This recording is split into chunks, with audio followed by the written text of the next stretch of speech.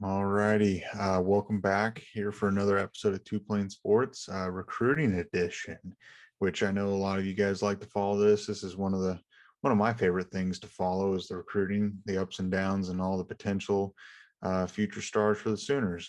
Before we get into it, we just wanted to say we really appreciate it, and we've been seeing the growth. We like hearing what you guys have to say, all the likes and new subscriptions.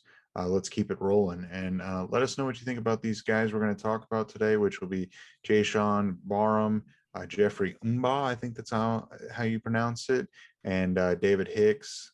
And those are the three guys we're going to kind of cover today and the Sooners odds with them.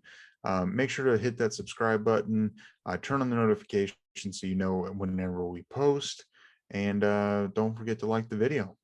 But we'll get into it. So the first guy is Jay Barham. He's a 6'3", 230 pound guy from St. Francis Academy in District Heights, Maryland, which if you guys have been following the recruitment, that high school might sound familiar to you because current Sooners commit in the 2022 class is Derek Moore. They're teammates together, which that has to be playing a factor into this recruitment.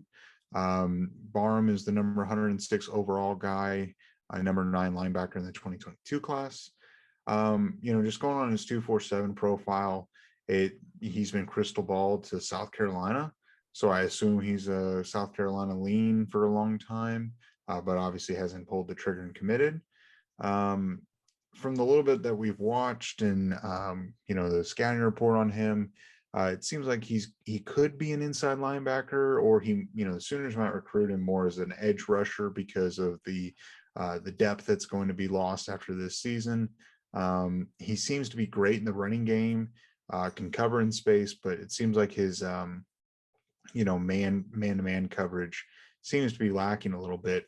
And if he projects as a inside linebacker, hypothetically, he could be with that frame and that kind of that scouting report kind of gives me some, makes me think of Kenneth Murray. Now, I know that might be a stretch, but just the frame and can play well in the running game and can struggle, can play in space a little bit and struggles in man coverage. That sounds like Kenneth Murray, which if he turns out to be Kenneth Murray, that would be fantastic.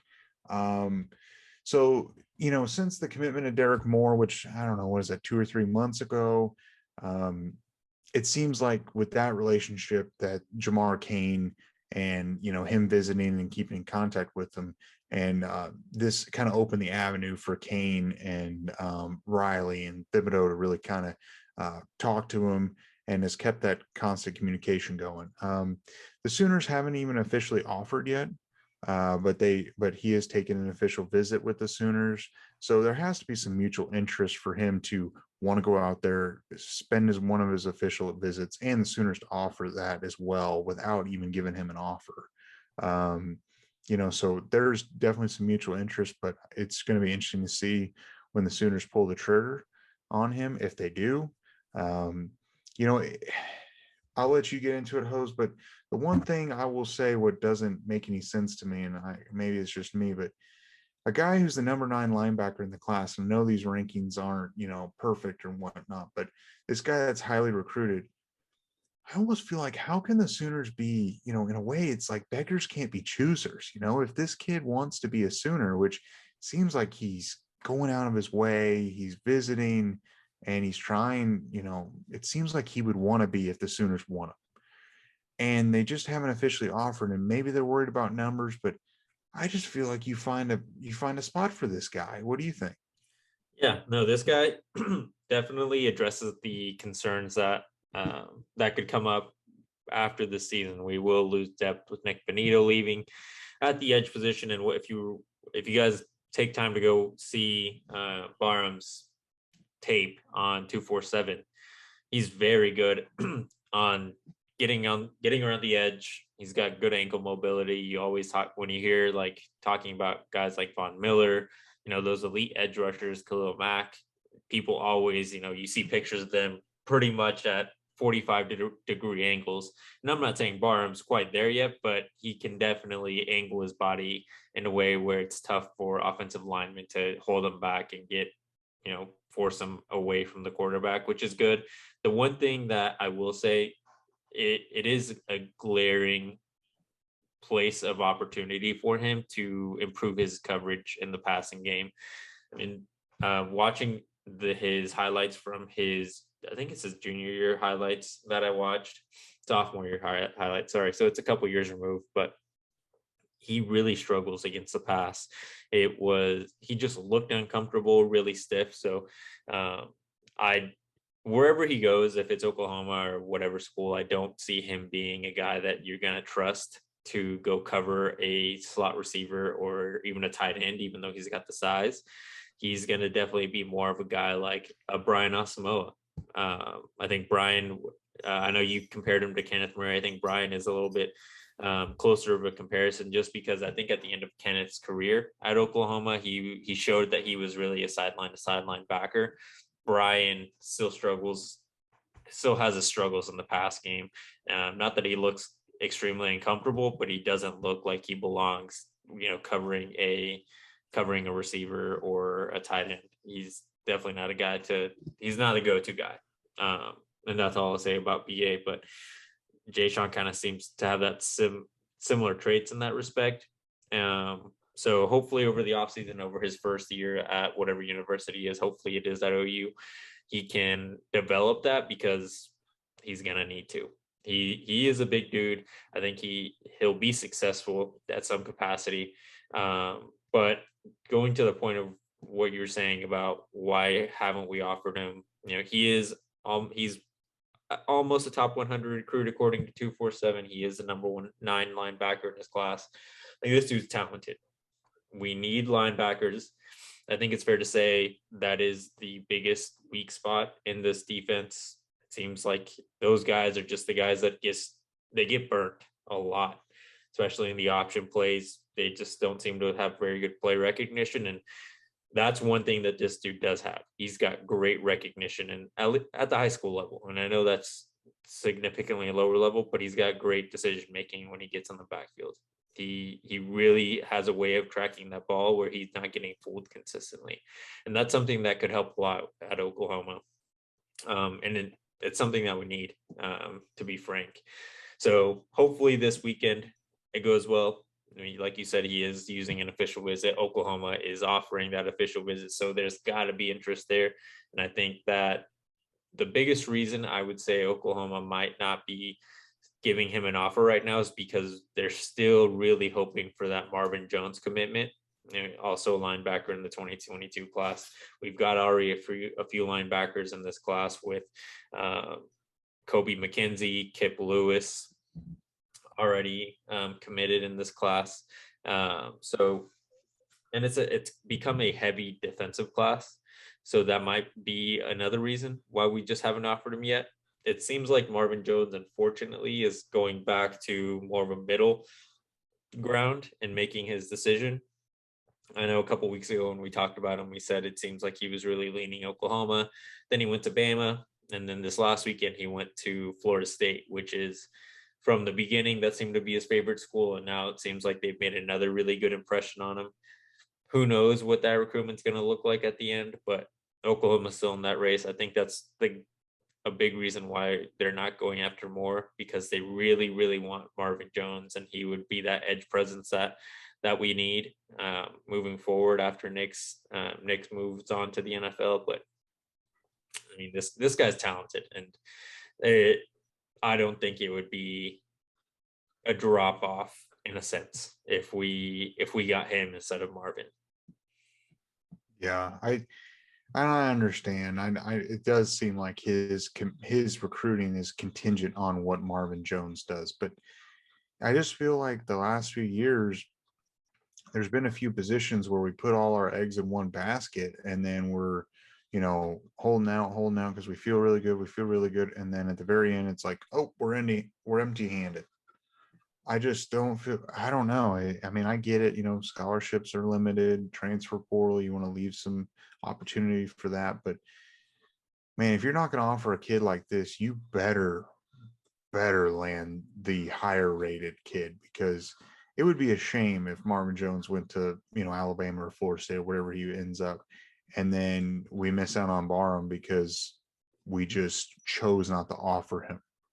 but otherwise, if we would have offered him, he would have been a Sooner. It's just sometimes it's like when you've got something good and you're trying to go for better, sometimes the good is just the way to go, because sometimes better really isn't going to pan out in the end. I don't know, but Yeah, we're trying to go after the either prom way, queen instead of just yeah, being okay with the the really pretty cheerleader that already likes us. yeah, it's like sometimes you just have to know your spot and just take, you just tell the guy that Marvin Jones be like, hey, you've got a spot with us. We want you, but we've got to look out for ourselves as well. And I think that's also something that Riley does is he's very loyal to the kids. Like he'll say, I'm only going to offer so and so. We really want only you. We want this, and there's something to be said about that. But at the end of the day, these kids are going to do what's best for them, where they feel like the best chance to win and go play in the NFL. And sometimes you have to look out for yourself as the school. But we'll see. This is definitely going to be something. This linebacker position, like you said, I really agree with you. This is the glaring spot. This is, we need the bigger guys, the ones that'll hit the gaps and stop the run. And it's just, this is like the really glaring spot for this defense. I know the secondary can be a little suspect at times, but you've got a good front seven. That secondary can be,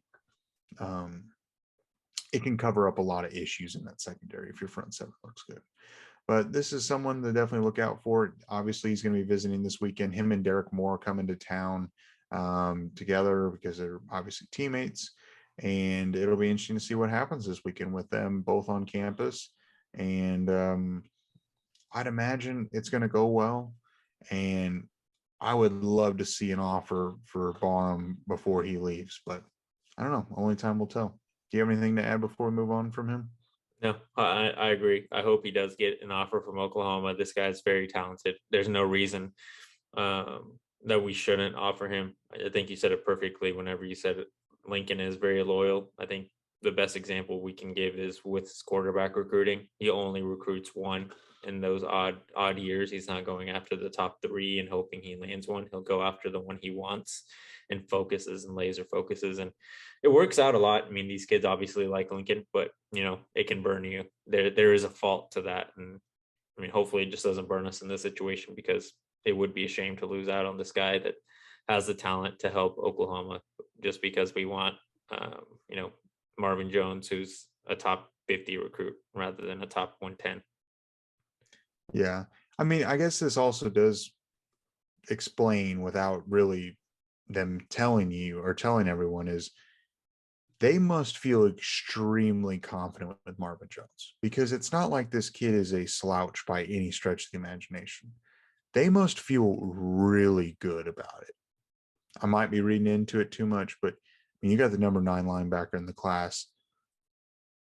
I just feel like you have to be pretty darn confident. Not that it's going to pan out, but it probably has to be looking good. They play similar games, so maybe the other way you could see it is they feel like there's a shot they might lose out on them, and that's why they're extending the official offer or the official visit to Jay Sean. So I mean, I see both ways. I see where you're coming from, ways. But there's definitely like the devil's advocate side of that. But either way, I mean, it's awesome that he's going to be on campus with his friend and Derek. And I think you mentioned it when you first started off. I think Derek being committed to Oklahoma right now is going to be a long way. And if we do offer him, I wouldn't be surprised if he makes a commitment announcement soon after. Yeah, well, and that's the other side of the coin is, if he leaves with an offer this weekend, does that say that Marvin Jones is probably going to go somewhere else? I don't know. Yeah, that would be something. It's the both ways. You can read into it however you want. You can kind of frame it however you want. So yeah, that's a tough part. Yeah. So the next guy, which this is very recent, and I haven't really done. I haven't watched a ton of film or anything on him. This kid named Jeffrey Mba. I don't know how to say. Man, I haven't been able to say names for the last few videos, but his last name's M''BA Mba. That's how I'm going to say it. He's 6'6", 305 pounds from Independence Community College, originally from the Congo, but he moved to France to play football and then transferred to Independence Community College. And a little history on him. He originally committed to Virginia in the 2019 class, but had to, decommit because he was having transcript issues. He arrived on campus at Independence in 2020. Obviously, COVID hit. They didn't play. And now he's finally getting to play in this 2021 season. So it seems like this has been a whole just process for him to get to this point of earning these big D1 offers. He's the number one overall player, JUCO player, number one defensive lineman in the 2022 class. With him getting an offer from the Sooners on November 15th, I believe, and he is now visiting the weekend after his official offer. So not wasting any time. The Sooners are definitely going to probably be losing some depth after this season. The guys I think about are Perrion Winfrey and LaRon Stokes. And something that both those guys have in common with this kid is they're both community college players, JUCO players. And so there's a little bit of a similarity there. And I wonder if there is a level of confidence and he knows that a bunch of JUCO defensive linemen have gone to Oklahoma and have developed and are projecting to be drafted in the NFL draft coming up. And I would imagine Perrion Winfrey is going to go pretty high. I mean, maybe not first round, but probably second or third, maybe even first, depends on what his combine looks like. But I would think with that, OU's not the only one. I believe he's got around 30 offers or so, maybe a little more. He has visits after the Sooners. He's going to be visiting Michigan, Auburn, and Tennessee, and he's going to have 4 years to complete his 3 years of eligibility. So he's going to have a lot of eligibility left. Something that stands out with me, he's 6'6", 305 pounds. What do you think? Yeah, I mean, you mentioned that something he had in common with Perrion and LaRon is that they're JUCO transfers. The other thing he has in common with them is that they're massive human beings. You don't see 6'6", 305 just walking around your local grocery store. So this dude he's massive. And that's awesome. I know it's something we talk about when we talk about recruiting over the next couple of years is getting those big defensive linemen as we make our move to the SEC. We just need bigger humans on the defensive line that'll help us maybe not be dominant, but it'll help us keep up with the talent that is being recruited at Georgia and Alabama, LSU, what have you. Those top programs that are actually successful in the SEC.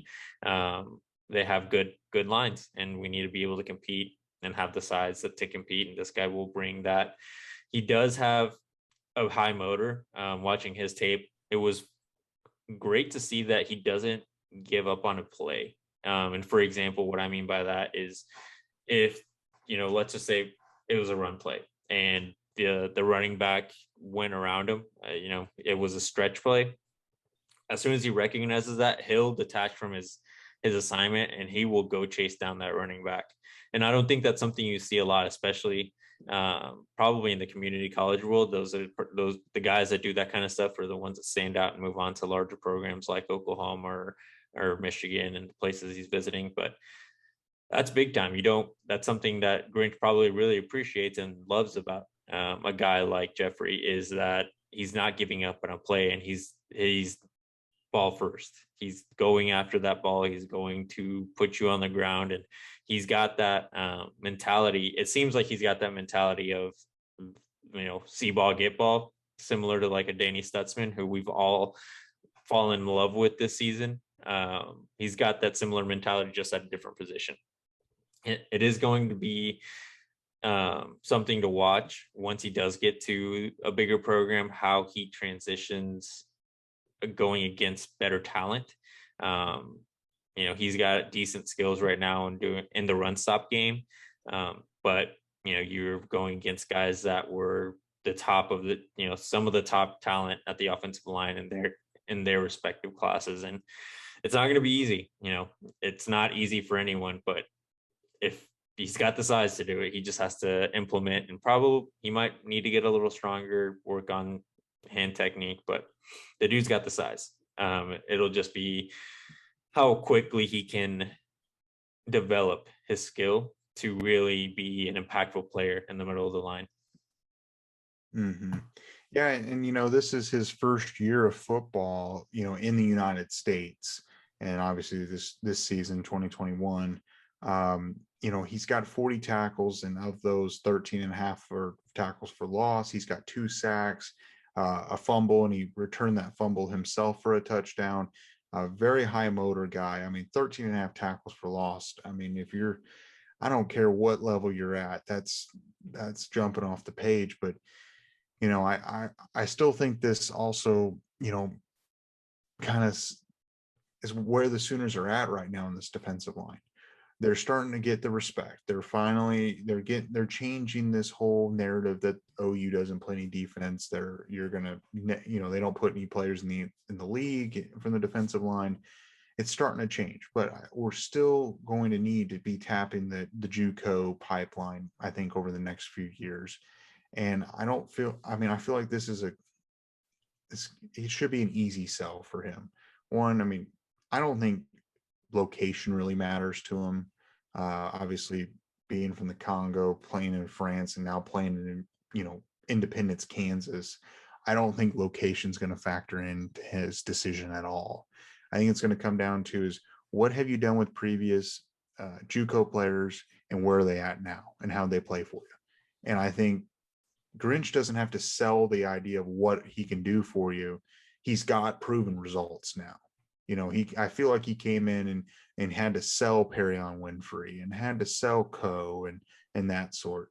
I don't think he has to sell himself quite as much. You think about that defensive line right now. You've got Winfrey, Coe, Ellison, and LaRon Stokes, Jalen Redmond, all JUCO transfers. Oh yeah, sorry. Yep, I didn't know where you're going with that, but yes. Yeah. So you've got all those guys that are all JUCO transfers. I mean, I feel like that's an easy sell. Yeah, and the thing, I like how you mentioned, he had to do a lot of selling at first, and that's something that you see a lot with, mainly you see it a lot with head coaches that are taking over programs, but we needed to see it from Alex Grinch because he had to do a big culture change with the defense at OU. We were one of the worst, if not the worst, in Power 5 football, and he's made us at least decent. Is it to what we want? No, but you can't look at the stat sheet and say this defense has not improved since Alex Grinch has gotten his hands on it. And it's going to keep improving. And I think you brought up a good point. Like now you can see, hey, Grinch can say, hey, I've brought in a few JUCO transfers, and look at not only the attention that they're getting to go into the next level, but they've improved as time goes on. They're making impactful plays, and we do this as a unit. You're not just going to be out here. I'm not going to expect you to be my main guy. You're not going to be out here playing 85% of the snaps every single game. There's games where, you might not play 60% of the snaps because a hot hand might be the guy I rotate in for you, or you are the guy that I rotate in for someone else, and you might get to play a little bit more every other game. And we give you the reps that you need, especially on the defensive line. We do that a lot more than we do anywhere else on the defense, it seems like. So it would be a great opportunity. He is a number 1 overall defensive lineman in the JUCO portal. So he will have a lot of suitors. Like you said, he will be visiting Auburn, Michigan, and Tennessee over the next 2 weeks after visiting Oklahoma. So we've got competition for sure, but I think Oklahoma is in a good position to acquire a guy like him for this upcoming class.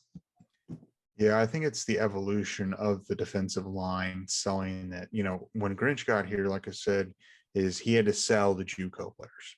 And he did, and he got great JUCO players, and they've been immediate contributors. He is now having to sell himself to 4 and 5 stars. He started to, he got Gabriel Brownwell Dindy, Derek Moore, a handful of other guys. And now you don't have to sell yourself quite as hard to the JUCO. I mean, obviously you still do, but I don't think it's quite as hard. And eventually it's going to get to the point where as you get more 4 and 5 stars and talented guys, any offer to any JUCO player, it's not going to be hard to sell them because they're like, look at this team, look at this roster. And then you take that final step where you still have to work on those 4 and 5 stars, but it gets easier.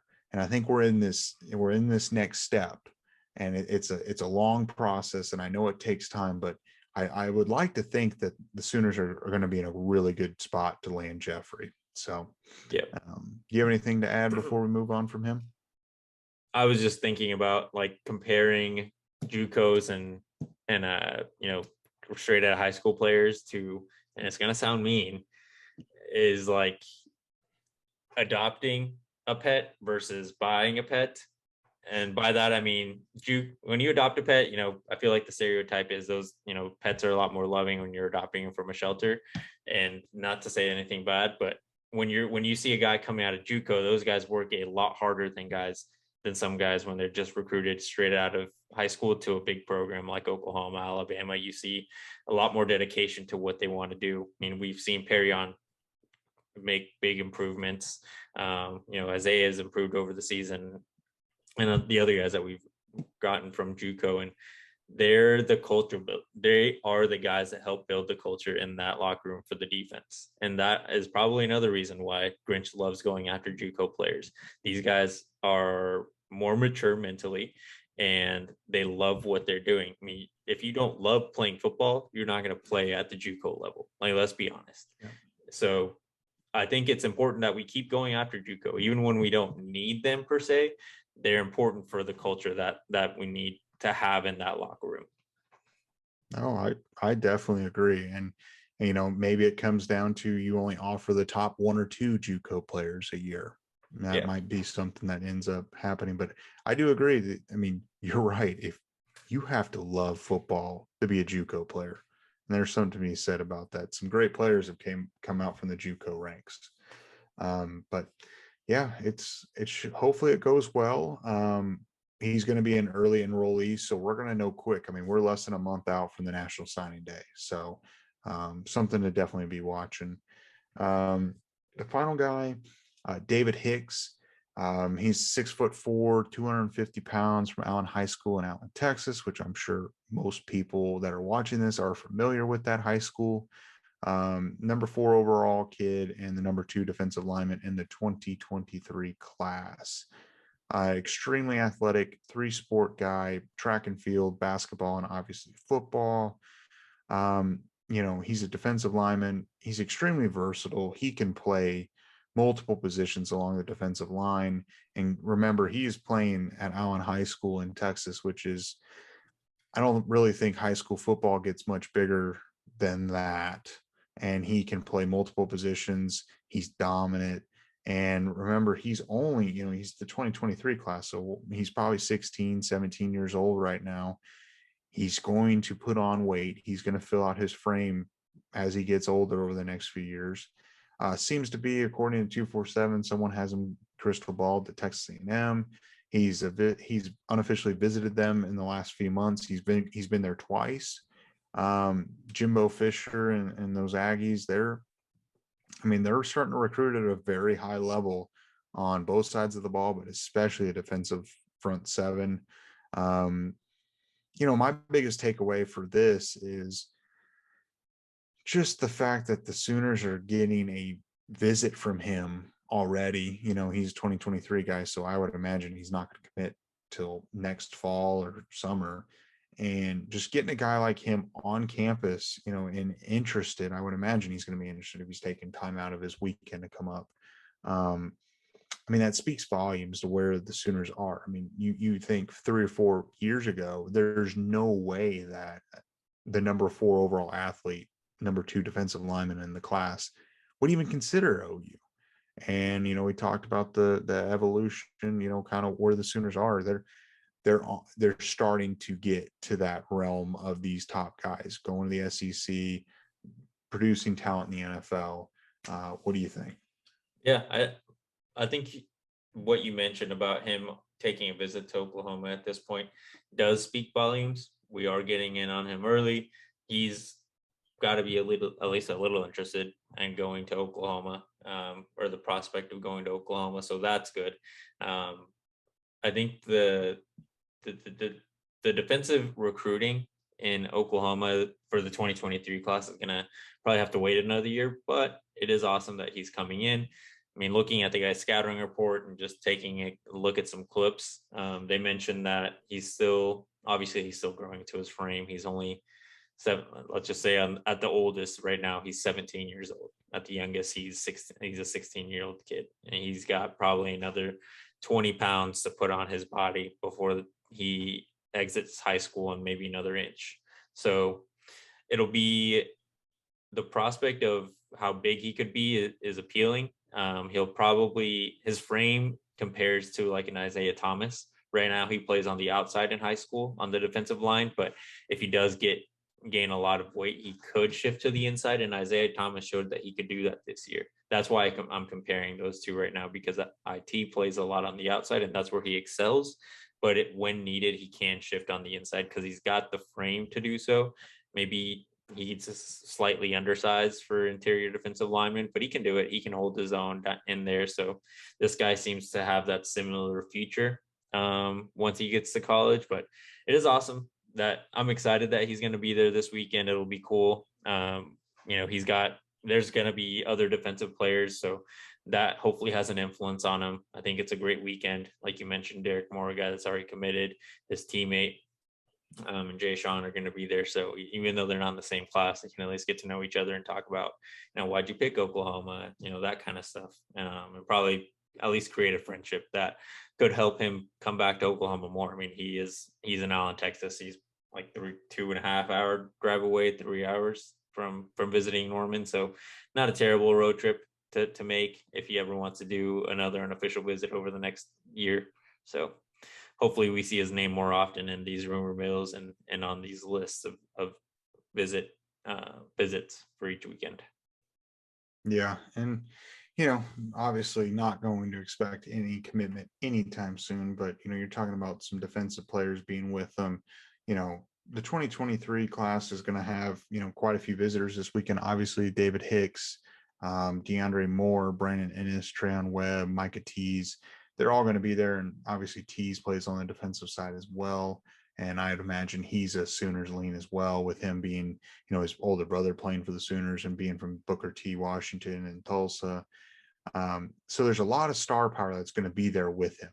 And, obviously these kids that are on offense between Moore, Ennis, and Webb, they're going to know that they can't win it all by themselves. And they're probably going to try to really work on him this weekend. And I'm sure, all these top guys, they all know each other anymore. They travel around the country, they go work out, they go to those camps and 7-on-7 and whatnot. So they probably are familiar with each other, I'd imagine. So I think having them all there and having Hicks there is going to be big time. I'd love to see if the Sooners could get Marvin Jones on campus. I don't know if that's a thing or not, but getting him on campus for the final home game would be a big time step. And then having him on campus with all these 2023 guys and 2022 guys, it's just that could play out really well. But I mean, there's just a lot of talented kids that are going to be on campus this weekend, and this visit could pay dividends down the road. And a dominant performance, like we've talked about in the preview, could go a long way for someone that might be on the fence. And it seems like a few marquee wins might sway a few kids for each team every year. So it'll be interesting to see. I don't know if I really have anything else other than, what we've talked about. Do you have anything to add? No, it should be a great weekend. Hopefully it's a great game and these kids have a good visit. I'm not going to put too much weight on will it sway anyone at this point. We still have a lot to go, a few more weeks before National Signing Day, early National Signing Day. So I just hope they have a good time. And it should be a great game. They picked a great game to go to if they were going to pick any home game this year. Yeah, it should be a good one. Prime time. Fox kickoff with Bob Stoops being in town will be cool to see. But if you made it this far, let us know what you think on these recruits that we covered today. If you liked it, let us know. If you disagree or if you want to add a little bit more, let us know that. Make sure to like that video if you hadn't already. Subscribe. I mean, if you made it this far, I feel like you should probably subscribe because you must enjoy us somewhat. It can't be that bad. But just we really appreciate it. Keep coming back, and we'll catch you next time.